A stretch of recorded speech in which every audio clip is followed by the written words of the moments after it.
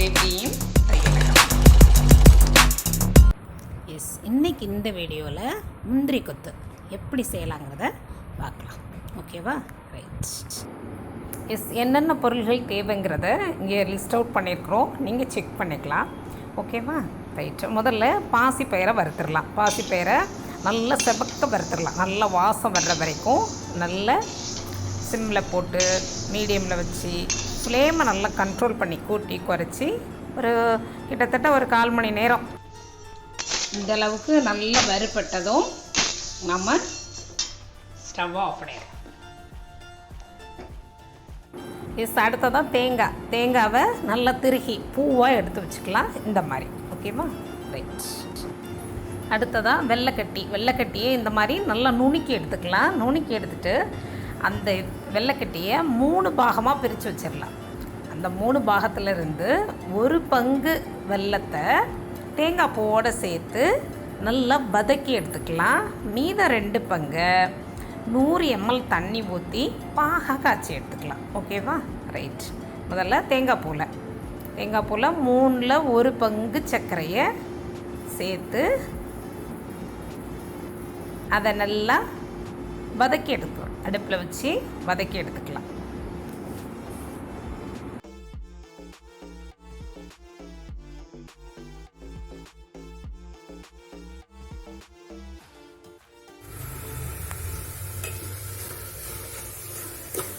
நல்லா இந்த அளவுக்கு சுருளை வதக்கி எடுத்துக்கலாம்.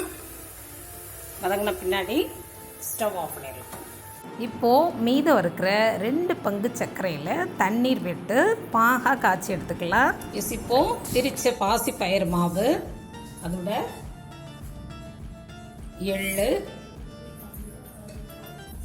நம்ம வதக்கி வச்சுருக்கோம் இல்லையா, இந்த வதக்கி வச்சுருக்கிற தேங்காய், வெல்லம் அதையும் இதோடு சேர்த்துடலாம்.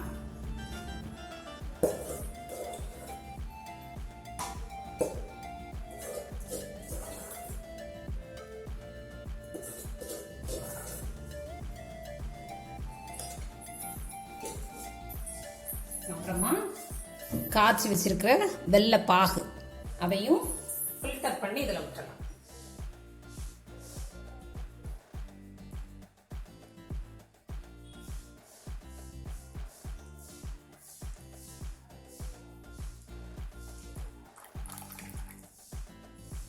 விட்டு எல்லாத்தையும் நல்லா பிசைஞ்சு எடுத்துடலாம்.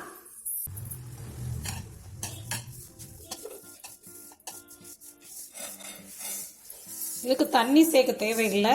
நம்ம சேர்த்துருக்க வெள்ளை பாகில் இருக்க ஈரப்பதமே நல்லா நமக்கு சப்பாத்தி மாவு பதத்துக்கு நல்லா சேர்ந்து வந்துடும். இதோட சர்க்கரை சேர்த்துக்கலாம். அவ்வளோதான். எல்லாத்தையும் நல்லா ஒன்று போல் பிசைஞ்சு எடுத்துடலாம்.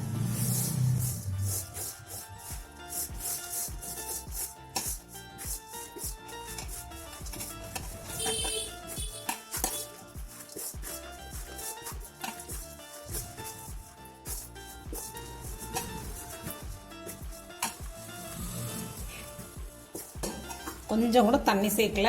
தண்ணி சேர்க்காமலே அழகாக திரண்டு வந்துடுச்சு.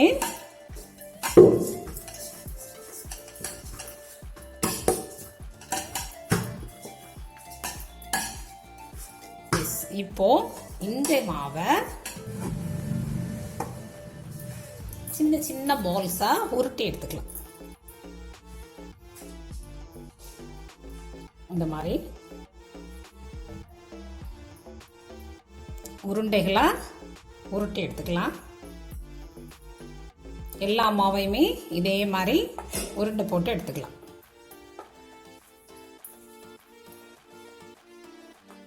முந்திரி கொத்து பெரிய சைஸில் வேணும்னு நினச்சிங்கன்னா நீங்கள் உருண்டையை பெரிய சைஸ்லேயே போட்டுக்கலாம். குட்டியாக வேணும்னா குட்டியாக போட்டுக்கலாம். இந்த உருண்டையோட சைஸை வச்சு தான் முந்திரி கொத்தோட சைஸும் நமக்கு கிடைக்கும். ஓகேவா? இந்த மாதிரி எல்லா உருண்டையுமே உருட்டி எடுத்துடலாம். இந்த உருண்டையோட எண்ணிக்கையை வச்சு தான் நமக்கு முந்திரி கொத்தோட எண்ணிக்கையும் அமையும். உருண்டை நம்ம மீடியம் சைஸில் போட்டோம்னா நமக்கு 45 உருண்டைகள் கிடைக்கும். 1/2 கிலோ பாசி பயிரில் இருந்து நமக்கு 15 முந்திரி கொத்து செய்யலாம். ஒரு முந்திரி கொத்துக்கு நம்ம 3 உருண்டை யூஸ் பண்ண போகிறோம் இல்லையா, அதனால நமக்கு 15 முந்திரி கொத்து கிடைக்கும். ஸோ அந்த உருண்டையோட சைஸை வச்சு தான் நமக்கு முந்திரி கொத்தோட எண்ணிக்கையும் அமையும். ஓகேவா? ரைட், இது இருக்கட்டும். அடுத்ததா பச்சரிசி மாவை நனைய வச்சு இடித்து சலிச்சு எடுத்துக்கலாம். ஈர பச்சரிசி மாவு. இந்த பச்சரிசி மாவில் தண்ணி விட்டு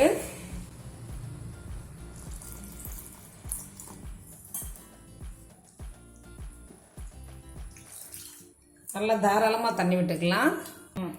மாவு வந்து இந்த அளவுக்கு பஜ்ஜி மாவு பதத்துக்கு இருக்கணும். தொட்டு முக்கி போட்டோன்னா இந்த மாதிரி. ஸோ 3 உருண்டை எடுத்துக்கலாம்.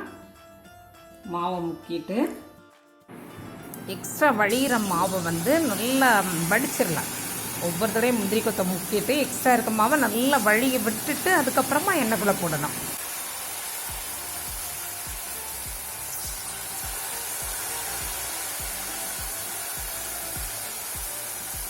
முந்திரி கொத்தை வந்து வேகிறதுக்கு ரொம்ப நேரம் ஆகாது. ஸோ லேசாக திருப்பி விட்டு எடுத்துடலாம்.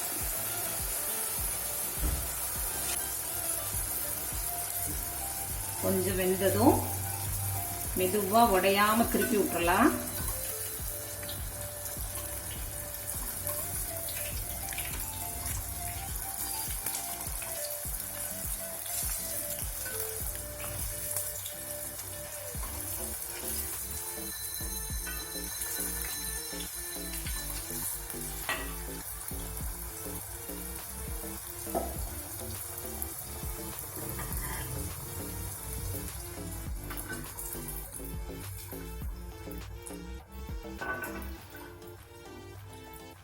வெந்ததும் எடுத்துடலாம்.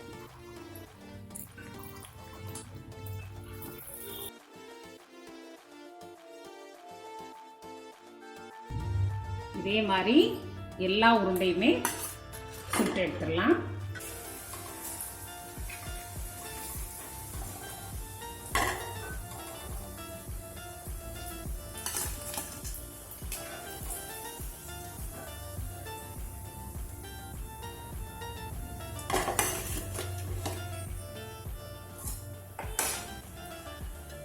ஒவ்வொரு தடவை போடும் போதும் மாவை லேசாக கிண்டிட்டு அதுக்கப்புறம் போட ஆரம்பிக்கணும். மாவு வந்து அடியில் தங்கிரும், தண்ணி வந்து மேலாப்பில் இருக்கும். அதனால ஒவ்வொரு தடவை போடும் போதும் மாவை கலந்து விட்டுட்டு அதுக்கப்புறமா முக்கி போடலாம்.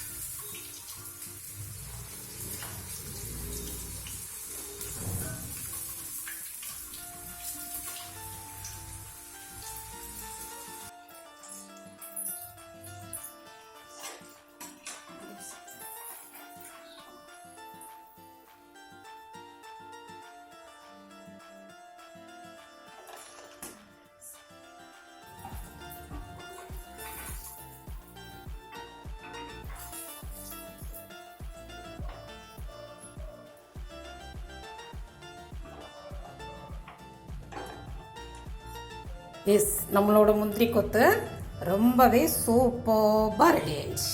ஓகேவா? மற்றும் ஒரு காணொலியில் சந்திப்போம். நன்றி.